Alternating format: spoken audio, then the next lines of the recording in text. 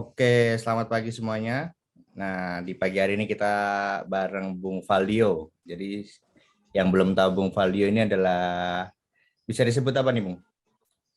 Co-founder apa CEO apa ini dari Strotsi ini?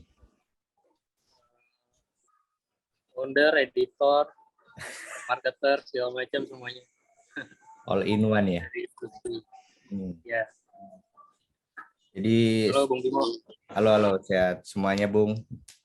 Semuanya berdua doang ya ini ya? Sehat-sehat, Bung, berarti? Siap, alhamdulillah. Bung Timo gimana? Gimana? Alhamdulillah ya. Juga. Ya. Menjadi ikut trivia, follower saya alhamdulillah naik lumayan. Oh gitu, Banyak serius? repost juga. Terima Serius? kasih. Oh, ada berapa? Puluhan sampai puluhan? Sekitar 60-50 orang lumayan loh, nggak tahu. Oh, banyak juga ya. Ya Banyak lumayan. berarti fans. Ya, saya kan Banyak. ngecek itu tuh, ngeceknya di followingnya, ternyata follow Strotsi juga. Wah ini berarti tahunya dari Strotsi ini berarti. Nah, ini kenapa nih Bung namanya Strotsi gitu? Kan biasanya akun-akun bola itu namanya identik dengan yang berhubungan dengan bola ya. Misal Ya. akun YouTube yang paling lagi naik nih ada Regista, itu kan posisi spesial tuh di sepak bola gitu. Misal ada box to box, ada Ya. misal ada extra time tuh kalau di Twitter. Nah ini kenapa Bung namanya Strotsi? Kenapa namanya Strotsi? Jadi kan Strotsi pertama dibikinnya itu Agustus 2018. Terus sempat ganti-ganti account. Terus yang sekarang ini dari awal pandemi lalu. Tapi dari awal itu kita bikin namanya Suci. Kenapa? Karena suka sama pemain ini, si pemain Roma dulu. Kalau tahu namanya Kevin Strootman itu. Oh, Kevin Strootman dari Belanda ya. Nah, Kevin Strootman tuh diadopsi Strootnya aja. Nah, terus gimana ya kira-kira yang nambahin yang agak nyambung gitu sama Strootnya. Nggak tahu sih dinyambung-nyambungin aja sendiri gitu kan. Kira jadinya Suci football gitu. Sengaja sih. Yang unik dari Strotsi ini sebenarnya adalah saya lihat jarang ngebahas sepak bola Indonesia ya di luar timnas. Kenapa nih Bung? Apa emang fokusnya emang Eropa aja sama timnas doang atau gimana nih? Kalau timnas sih paling jujur soalnya gue nggak terlalu ngikutin Bung Bimo timnas sama sepak bola lokal juga emang dari dulu nggak terlalu ngikutin gitu. Jadi dibanding kesannya gimana ya kayak udah nih asal-asal posting aja gitu. Mendingan ya udah ada wadahnya sendiri gitu kan yang Ya, bahas benar. spesialisasi sepak bola lokal. Jadi konstitusi sendiri itu di sepak bola lokal itu paling ya kalau ada event-event yang menarik gitu kan kayak kemarin AFF kita ikut nimbrung juga karena Indonesia lolos ke final gitu. Terus sama ya kalau ada event-event yang tentang timnas yang kiranya lagi ramai dibahas aja lah gitu. Jadi ikutin wave-nya aja tapi nggak sampai luangin waktu buat ngikutin karena emang nggak terlalu tertarik mungkin ya, nggak terlalu minat dari dulu. Oke, walaupun sekarang kan lagi heboh juga kan, jarang ada salah satu federasi sepak bola itu kerjasama sama panitia liga itu ngebuat turnamen pramusim. Nah ini baru kejadian kemarin di Indonesia, ini kan unik juga gitu. Nggak tahu unik atau Ya, nggak tahu apa ya, itu lucu aja sih menurut saya. ini kayak Nah, pasti punya tim favorit ya Bung ya? Kan nanti ya ngomong Strootman tadi kan, apa tim favoritnya Roma atau mungkin Martial, pernah di Martial ya dia? Nggak salah ya? Strootman ya? sekarang di Cagliari kalau nggak salah. Cagliari ya dia? Cagliari habis degradasi juga ya kemarin ya di Serie A tuh sayang banget. Kalau tim favorit sih paling apa ya? Kalau tim favorit di mana nih? Soalnya banyak. Kalau Oh ya, Liga siap. Eropa paling ada Ajax, Oh ya, Roma juga saya suka sih. habis Roma juara juga juga kan suka kemarin. kemarin habis juara juga lumayan apa ya membuka puasa dolar yang udah lumayan lama. Dulu 14 kan tahun dia. ngikutinnya dari SD tuh masih ada yang zamannya Rodrigo Tade ya kan, Simone sama Perota ya. Perota gitu-gitu. Brigi kalau nggak salah Brigi juga ada main. Kipernya Doni itu. Iya Christian Doni. Christian Doni itu. paling Ajax sih kalau di Belanda, karena Ajax suka juga kembangin pemain muda gitu kan. Marketingnya, kalau Ajax tuh yang bagus sebenarnya di marketingnya kan, marketing timnya itu kan. Ini juga bagus. Iya. Nah, kemarin kan yang lagi happening di Strutsi adalah ngadain kuis trivia ya. Ini pertama ya, Bung ya? Ya. Itu Pertama kali. pertama kali ya. Itu emang udah dikonsep sebelum jauh-jauh sebelum tahun sebelumnya baru terlaksana sekarang atau gimana, atau emang baru Kalau kemarin? trivia itu sebenarnya kalau buat idenya gitu ya, turnamen trivia itu kan karena kalau ngikutin dari lama mungkin Bung Bimo, jadi dulu itu Ya, Susi kan sering ngepost ngadain kayak itu di kuis-kuis gitu kan. ya sama postingnya dulu itu kan cuma satu post gitu ya, cuma satu gambar gitu, nggak carousel, jadi ngepostnya itu trivia singkat gitu. Nah, Yeah. dari dulu itu udah kepikiran gitu, kenapa nggak dipentasin aja, karena kalau gue sendiri dari aktif main media sosial gitu di dunia bola dari 2012-an itu udah suka, dulu tuh di Twitter tuh suka banyak yang bikin ini apa namanya, kuis-kuis tebak pemain gitu-gitu. Oh ya ya. Ada nama akunnya kalau nggak salah apa ya, tanya soccer atau kuis soccer gitu ya. Soccer Ya. deh. Kayaknya kuis soccer deh. Pernah lihat juga sih. Iya, yang logonya itu tanda tanya gitu. Ya, tanda ya, tanya ya. Terus backgroundnya hijau. Nah itu kan sering ngadain kuis gitu. Karena sering ikut, tertarik juga. Nah kenapa nggak dipentasin aja, karena sekarang mumpung ada wadahnya gitu. Dan ternyata baru terlaksananya kemarin 2022 bareng sama Levenses juga ya, akun partner Susi juga. Meledak juga itu Bung yang mau ikut ya. Apa? Lumayan bikin PR juga ya, lumayan meledak juga ya. Iya, lumayan. Instagramnya. Gimana nih sebagai partisipan, gimana soalnya gimana? Ya lumayan susah sih sebenarnya, beneran. Itu di luar ekspektasi saya semua sih. Bener-bener bukan yang harus dipelajarin ya, sebagian harus dipelajarin, tapi sebagian emang harus by experience aja nih, seberapa kita sering baca-baca, kita dengerin apa namanya program-program bola atau baca-baca apa majalah bola gitu. Ini setelah di review ulang sih kayaknya emang terlalu susah sih. Ya saya nggak nyangka tuh berita Inter yang waktu pertanyaan Burdiso ya kalau nggak salah ya, dia izin itu buat ngapain, itu benar-benar lupa saya. Iya. Kemarin. Dan ini benar-benar sendiri ya Bung yang ngelola semuanya, mulai dari desain-desainnya gitu. Iya, dari awal sendiri, cuma pas 2021 kemarin itu bulan Juli kalau nggak salah sampai September itu sempat ada part-time writer juga. Namanya Mas Damar, tapi setelahnya kayaknya belum terlalu cocok sama visi kedepannya, jadi sekarang ngejalanin sendiri dulu nih. Tapi nggak tahu nih kalau tahun ini gimana atau tahun depannya gimana. Mulainya dari nol kan emang nggak gampang ya sebenarnya instruksi ya. Itu bisa berkembang lumayan. Kalau boleh saya bilang sih cukup cepat ya berkembangnya, itu gara-gara momen apa atau emang sempat kerja sama sebuah partner yang gede gitu atau brand yang gede gitu, Bung? Oh, momen berkembangnya gitu ya? Iya. Kalau gue sih metodenya kalau dari dulu itu kayak konten yang mungkin menurut orang-orang menarik gitu ya, Bung Bimo ya. Iya. Jadi orang ke track sendiri sama konten kita. Tapi karena beberapa bulan ke belakang ini lagi lumayan banyak kesibukan di luar Susi gitu, jadi sekarang tuh postingnya belum se-effort dulu. Ya kalau jadi, makanya saya dulu mutusin buat follow terusnya, emang pembahasannya emang bagus-bagus sih, maksudnya di luar akun-akun bola yang biasanya gitu. Biasanya kan rata-rata bahas up to date gitu. Nah, Strutsi ini kan kayak ngebahas sisi lainnya berita yang lagi up to date-nya itu kan.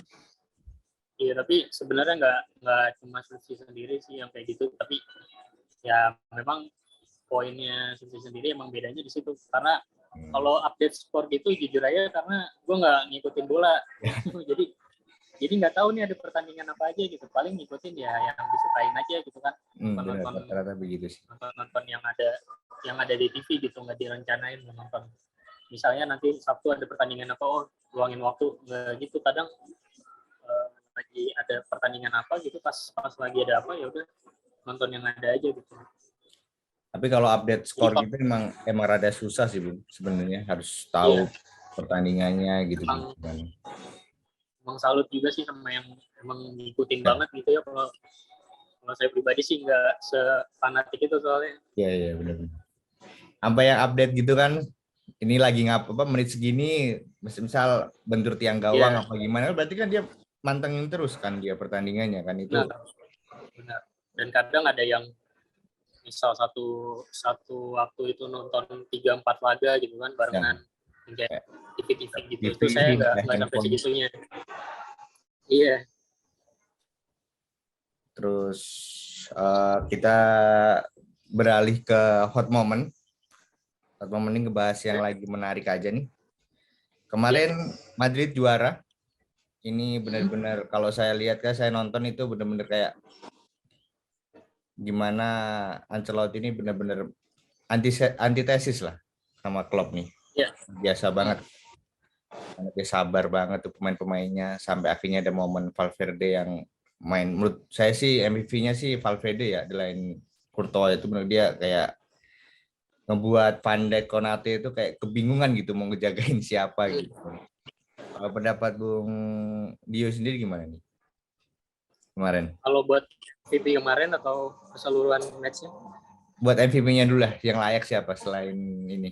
Kalau yang pasti kan kemarin Kalau UEFA Courtois ya. Kalau menurut Bung Dio iya, siapa? saya setuju itu Courtois itu bagus banget sih kemarin ya. Kalau nggak salah kan attempt Liverpool sampai 11-an kan ya yang on target itu Iya, dan berhasil diselamatin sama Courtois, sementara Madrid cuma ngandelin serangan balik dan dua gol, dari serangan dua on balik target efektif satu, banget. dua on target satu Iya, gol itu keren banget. kemarin kan karena saking bagusnya Courtois sampai bilang menangin Champions League buat dapat respect yang nggak dia dapat di Inggris gitu kan katanya. Ya walaupun agak kontroversial juga, tapi sih kalau ngeliat pertandingan kemarin juga layak banget sih dia dikasih MVP. Layak banget. Kalau enggak mungkin skornya udah beda ya. Ya, kalau misal dia performnya kayak lawan PSG atau Chelsea kayaknya enggak sih. Nah, Kalau iya. jauh dari kayaknya. Lawan Manchester City juga kemarin ada Komulut depan gawang itu dia juga sempat nggak terlalu bagus lah, tapi pas lawan Liverpool entah kenapa Ya, jadi ini banget bikin ya. kelasnya banget. Mungkin ya pembuktian dia juga ya buat bisa mencapai level itu kan. Benar. Terus ada juga yang berita terbaru soal Courtois juga yang udah lihat beritanya belum, Bung? Yang namanya dia di Atletico di ini dihapus Oh yang plakatnya itu ya, plakatnya itu. plakatnya dicopot itu ya. Mm-mm. Itu Itu sih kalau menurut gua kembali lagi sih Bung, katanya kan never fall in love with one player. yes. Jangan pernah jatuh cinta sama pemain pinjaman karena kan sifatnya temporal juga ya. Kalau nggak salah kan dia di Atletico juga 3 musim pinjaman dari Chelsea gitu kan. Iya. Tapi udah dikasih Walk of Fame gitu, kalau menurut gue sih berlebihan sih ya. Iya, terlalu cepat Berlebihan. juga sih sebenarnya kalau dikasih gitu. Iya. Kan paling Dan 5 musim, 6 musim gitu ya kayak Gabi gitu kan. Gabi mungkin gitu, Gabi Koke mungkin layak lah ya. Layak ya. Kalau Courtois kayaknya belum. Terlalu cepat juga naik sebenarnya kiper itu tuh. Iya. Terus ini ada MU yang ditinggalin sama Ragnik yang katanya bakal jadi dirtek, akhirnya malah pilih fokus ngelatih Austria ya. Apa bakal jadi ini berarti kebijakan transfer masih sepenuhnya dipegang Ten Hag ya? Apa bakal ada dirtek baru lagi nih kabarnya?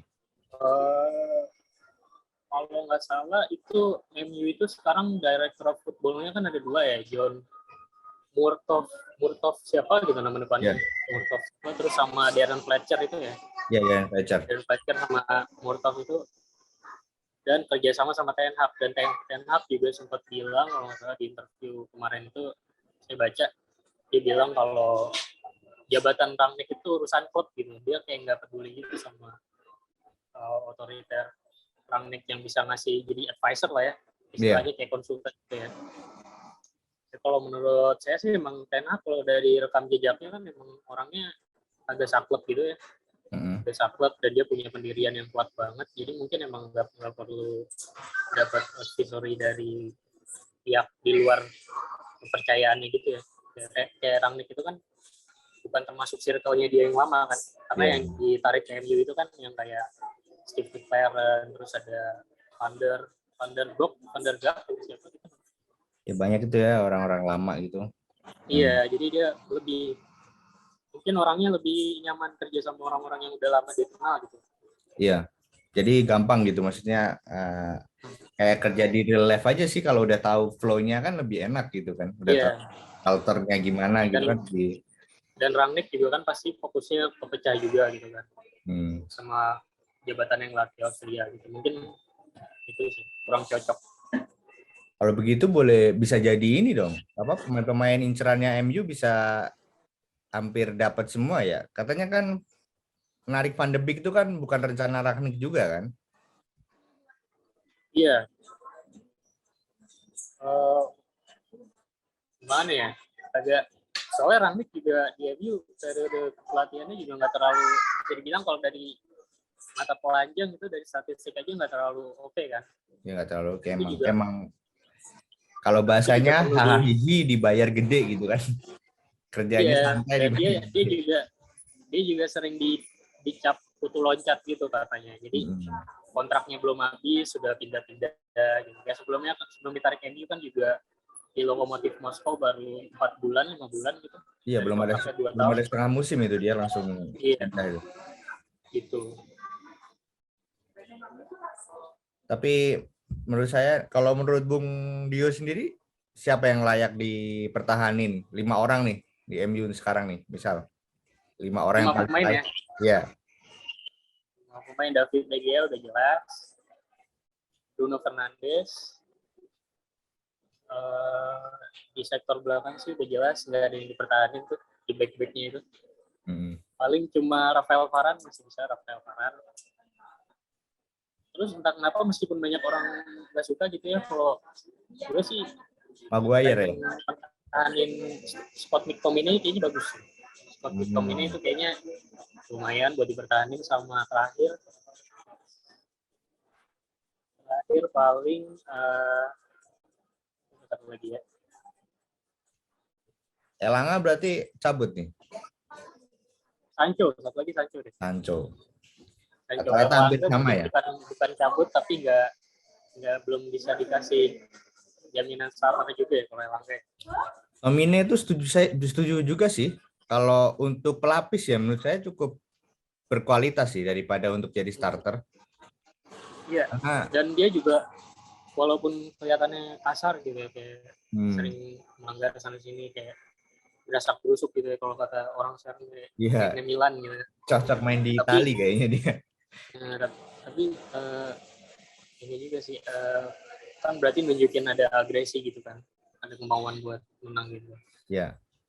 Sebenarnya kalau saya pribadi sih pertahanin Fred juga ya, karena layak juga sih sebenarnya dia tuh. Cuman karena mungkin posisi aslinya dia kan sebenarnya box to box player ya, bukan defensive central midfielder.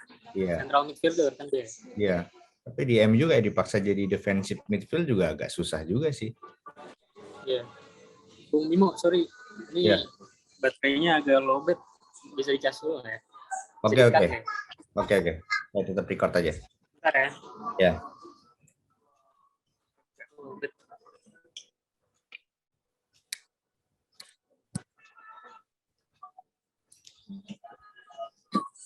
Oke, udah siap. Dan kita balik ke hot moment lagi yang Sadio Mane yang katanya bakal ke Bayern Munchen. Ini bakal kayak apa ya?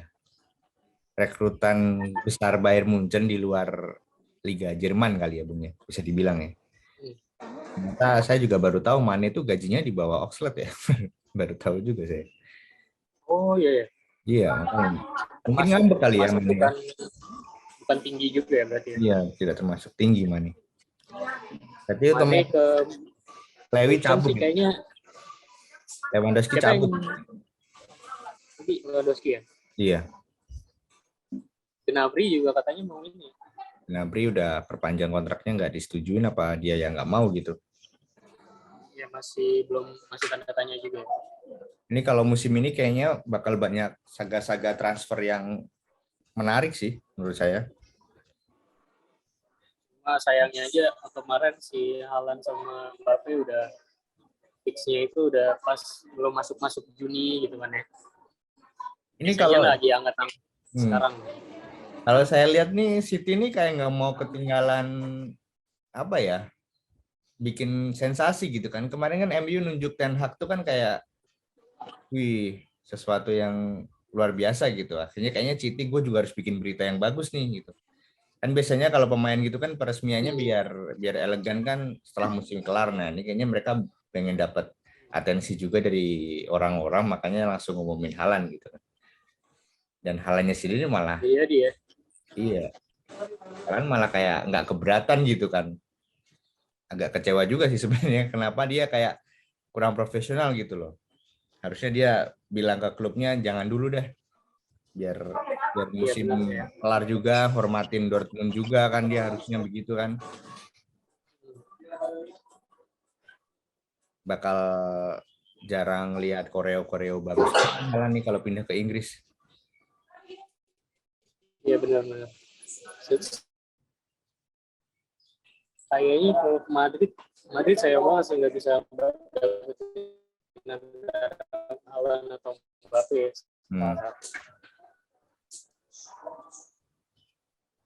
Yang kan kalau dari gaji kan sebenarnya menyanggupi aja ya.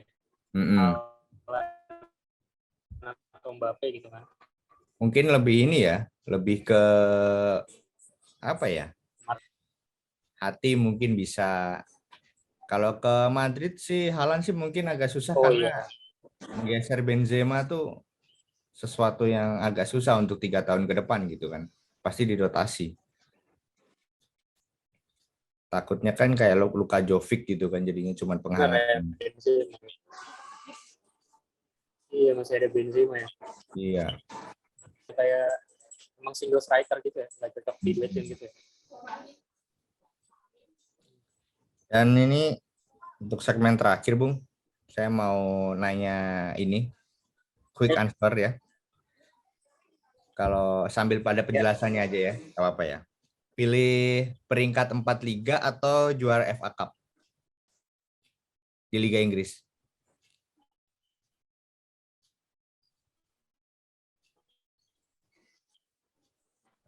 Kenapa tuh? Kenapa tuh? Karena simpel aja sih, karena dapat trofi aja. Dapat trofi bisa parade ya, gitu ya. Iya. Liverpool kemarin kan dinyinyirin orang banyak tuh. 2 trofi Ciki aja parade gitu kan. Katanya begitu kan. Ya. Tapi menurut saya itu hak setiap tim ya. Mereka kan pantas merayakan segala bentuk kerja keras mereka sampai akhir musim kan jadinya. Itu kayak Liverpool itu layak banget mau bikin parade, mau bikin apa. Mereka walaupun mereka nggak juara, saya pikir layak mereka bikin parade begitu, luar biasa mereka musim ini. Benar, meskipun juga menangnya cuma, berarti kan dari 4 itu kan cuma FA sama Carabao. Ya. Tapi ya tetap aja trofi ya, tetap trofi gitu. Ya.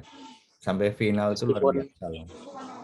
Meskipun mungkin banyak yang nyinyirin yang nggak suka gitu. Iya. Tapi haknya mereka sih. Untuk berita MU, untuk berita MU lagi, untuk tema MU, pilih Class of 92 atau zamannya Ronaldo Rooney? Class of 92 atau zamannya eranya Ronaldo sama Rooney? Ini pemain-pemainnya atau dari keseluruhan timnya gitu? Mungkin yang lebih membuat MU tuh luar biasa gitu. Karena saya ngikutinnya zaman Ronaldo Rooney, mungkin Ronaldo Rooney ya. Kalau Class of 92 itu kan cuma dengar hegemoninya aja, jadi nggak ngerasain langsung gitu. Tapi kalau zamannya Ronaldo Rooney sempat ngerasain juga, nonton gitu. Jadi lebih real gitu ngerasanya. Kalau saya mungkin 92 ini kayak cuman ini ya, kalau nggak ada David Beckham mungkin nggak bakal heboh juga kayaknya ya, Bung ya. Iya. Jadi ya. emang ini sih aura superstar banget ya Beckham ya. Iya, sampai Itu juga kalau misalnya post gigs gitu-gitu ya mungkin paling tenarnya cuma di kalangan pemain gitu. Kalau Beckham itu kan tenarnya sampai ke orang biasa ya, juga tahu gitu kan. bahkan sampai main film juga kan dia kan. Sampai Iya. itunya. Pilih pragmatisnya Antonio Conte atau Jose Mourinho? Jose Mourinho. Kenapa tuh? Apa hasil dari Jose Mourinho. trofi? Pasti dilihat dari trofinya apa gimana? Kalau kenapa Jose Mourinho karena lebih sama kayak tadi sih lebih familiar aja. Soalnya kalau Mourinho itu kan ngikutin udah lumayan lama juga Bung. Dan kalau Conte itu kan kelamaan di Italia ya baru sekarang keluar Ya. dari Italia ini ke Spurs. Zona Dan nyamannya jujur saya kan nggak ngikutin. Ya dan nggak ngikutin zaman era kemasannya Conte yang juara beruntun di Juve itu nggak ngikutin, nggak tahu gimana gaya mainnya. Tapi kalau Mourinho itu berbekas banget sih, banyak momen ikoniknya dia gitu. Ya. Salah satunya mungkin yang mungkin bisa dibilang entah orang kan benci parkir busnya gitu kan ya. Ya. Bilang parkir segala macam, tapi menurut saya ya halal aja gitu kan, nggak ada larangan gitu buat bermain sepak bola itu meskipun dibilang jelek. Yang paling berkesan sih kalau pragmatisnya Mourinho itu mungkin pas semifinal UCL 2009-2010 tuh waktu lawan Barcelona yang di Camp Nou itu kan kalah 0-1 itu ya. Itu kalau menurut saya itu bisa lebih dari 0-1 tapi karena parkir busnya dari awal sampai akhir itu ya rapi banget. Luar biasa sih menurut saya nonton sampai Victor Valdes aja. Saya itu kan nonton standby di tengah lapangan. Iya. Ini kenapa mainnya begini ya? Saya kan nonton waktu semifinal UCL nih, kenapa levelnya begini ya? Tapi senang aja sih hasil akhir sih. Fans Inter kan ya? Iya, tapi agak sedih juga kalau nonton Inter mainnya begitu. Tapi ya gimana lagi ya? Yang penting hasilnya juga sih. Iya, dan di akhir itu kan selebrasinya meriah banget kan Mourinho karena bisa nahan Barca tahun itu dengan cuma 1-0 sih luar biasa sih kalau menurut saya. Oke Bung, untuk yang terakhir lebih mending Pep Guardiola atau Jurgen Klopp? Pep Guardiola atau Jurgen Klopp? Ini kan jadi dua pelatih yang top lah ibaratnya. Saya Jurgen Klopp aja deh. Kenapa tuh? Klopp. Simpel aja karena nggak suka overthinking kalau final. Ya. Sering overthinking dia kalau final. Final sama match-match kayak turnamen, sistemnya turnamen gitu, kayaknya Guardiola ini agak kurang cocok ya, walaupun sempat sukses di Barcelona ya sebenarnya. Benar, entah ya aneh juga sih si Guardiola ya. Kemarin itu yang saya ingat pas lawan PSG itu kan, dia sempat bilang, dia bilang ke media kalau ini tuh bakal main kayak biasanya gitu. Tapi ternyata pas hari ya diganti formasinya, kayak mainnya juga yang biasanya main possession base gitu kan, direct gitu diganti jadi long ball itu kan aneh kan. Ya, City jarang banget main long ball, tiba-tiba lah nonton kenapa mainnya begini. Iya. Gitu. Bernardo Silva jadi umpan lambung nih kayak gimana gitu kan. Iya, yang paling fatal ya final UCL musim lalu deh. Ya, itu paling fatal sih. Itu sebenarnya Liverpool Liverpool. Sebenarnya Chelsea nggak begitu diunggulkan loh. City yang jauh diunggulkan kan. Tapi malah yang menang Chelsea kan. Walaupun agak berat ya pas di babak itunya, di babak knockout itu. Kalau Jurgen Klopp sih jujur kagum sama manajemennya dia sih. Dari zaman di Dortmund dulu gitu, kayak bisa pendekatan sama pemain tuh kayak bapak dan anak aja gitu kan. Sama keinget juga cerita dia sama Lewandowski yang diajak taruhan gitu kan. Lewandowski diajak taruhan waktu itu karena di awal-awal di Dortmund sempat mandul, terus taruhan kalau misalnya bisa golin sekian di latihan nanti Klopp ngasih duit gitu kan. Akhirnya terpacu sampai Klopp akhirnya nyerah, bangkrut gitu. Itu kan maksudnya manajemennya tapi manjur gitu ya, bisa ningkatin kepercayaan diri pemain, terus ngembangin potensi maksimalnya pemain juga. Itu sih paling kagum dari Klopp, itu juga sama dia respectful juga sama rekan sejawatnya gitu, kayak sama-sama pelatih dia respect, terus sama pemain juga paling candaan-candaannya juga candaan om-om gitu kan. Iya, bercanda umum. Juga tuh. Sama dia tuh sampai pendekatannya tuh sampai ke kitchen-kitchennya Liverpool kalau saya dengar-dengar dari akun-akun bola. Oh, sampai ke kitchen juga ya? Kitchen juga dia. Jadi nutrisinya tuh diperhatiin, ditanya-tanya juga. Soalnya dia pendekatannya ke semua, nggak cuma pemain doang gitu, sampai staff-staffnya juga. Jadi kayak bikin bonding timnya tuh lebih enak juga sih. Nggak bohong juga sih hasilnya sampai kayak gini gitu. Prosesnya dia kan juga bagus sih kalau buat belajar. Kalau saya pribadi ya, kalau dari klub belajar buat manajemen gitu, jadi pemimpin kayak gimana gitu. Salah satu contoh yang bagus gitu selain Ancelotti mungkin juga kurang lebih sama juga ya. Iya. Mungkin dia klub nih kayak Ancelotti sekitar 10 tahun yang lalu ya kayaknya ya. Yang cool gitu. Walaupun lebih cool Ancelotti ya tetap ya. Iya. Ancelotti sih bisa ini banget apa nyocokin diri ke pemain zaman sekarang gitu. Iya. Meskipun udah lumayan uzur kan ya. Bisa pendekatan ke Vini, ke Rodrigo itu juga keren juga sih maksudnya. Iya. Keren sih. Berarti kan adaptif gitu orangnya. Iya. Udah kayak kembahnya kan berarti Vini Rodrigo itu udah kayak ke kakek kan. Ini kayak kakeknya aja. Kakeknya sendiri ya. Oke, Bung Dio. Mungkin kalau ada waktu kita bisa ngobrol-ngobrol banyak lagi ya. Mungkin bisa ketemu nanti. Ada waktu mungkin senggang nanti bisa ngobrol-ngobrol bareng lebih enak juga sih. Siap. Oke, terima kasih Bung Dio. Sukses buat diskusinya. Sehat semua, lancar. Terima kasih ya Bung Dio ya. Terima kasih juga Bung Dio.